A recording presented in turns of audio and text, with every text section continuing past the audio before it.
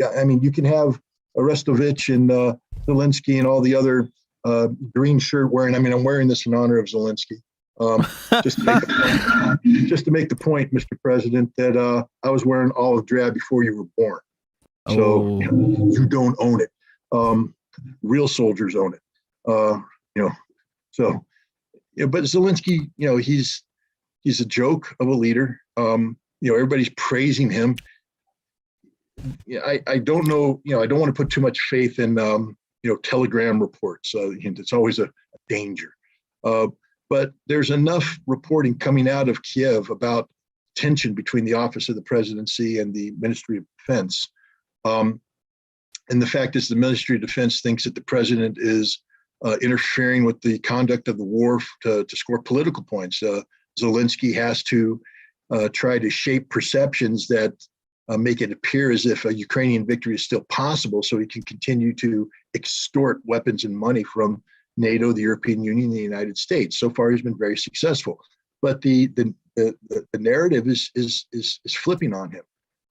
When you have Amnesty International, which is notoriously anti-Russian, coming out and publishing a report that's saying, well, yeah, but the Ukrainians are violating international law by, digging in next to civilian places. That's a big deal. It's a war crime. It's a huge war crime.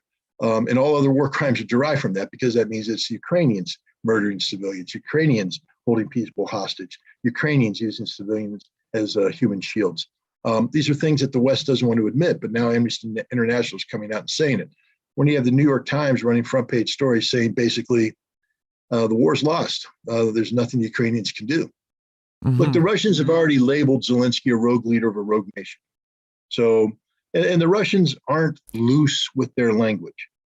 So the fact is Russia will not negotiate a settlement with Zelensky. I think Zelensky's gone. I think one of the reasons why the Russians said that is that they're encouraging the Ukrainian military to either apply what I call the 75-cent solution, the price of one 9mm bullet in the back of Zelensky's head. Oh boy. Or to encourage him to leave country. I mean, the man has a $35 million mansion in Miami. He does. Wow. Well, according to the Panama Papers, he does. And he apparently has has hundreds of millions, if not $1 billion in assets overseas. You're joking. No, he's literally one of the most. I remember corrupt he was on the one of the covers of those Panama Papers, but people tend to forget, no pun intended, myself included, because now it's not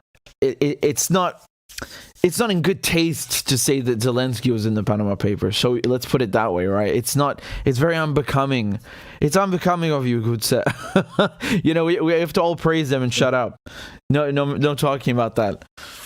No, he's a corrupt leader. The Russians are very fond of this term. And when I first heard it, I thought it was almost an insult. They said of me once, they said, he's an adequate expert. And I'm like, the hell do you mean adequate? I'm better than that. No, apparently adequate means you're a good expert. He's an inadequate leader. That's what they've been saying about, which means he's not up to the task. And that's just a statement of fact. This job is beyond him, but he's been propped up. He's served, his role. He's an actor, and he's been serving in an acting role, playing president, something he did on TV for some years. Yeah. They've put him in front of U.S. Congress. They put him in front of the British Parliament. They put him in front of the European Parliament. He's spoken to everybody. He gives great speeches written by other people. He delivers it well. Except Austria. Ironically, they said, no, we're neutral. Don't come here. But they did raise an Israeli flag over the chancellery last year, so you have to give him props. I'll give Austria props. I'll give anybody props who stands up for actual, values-driven beliefs. But Zelensky, I think, his days are numbered. I don't think Zelensky's long for the presidency.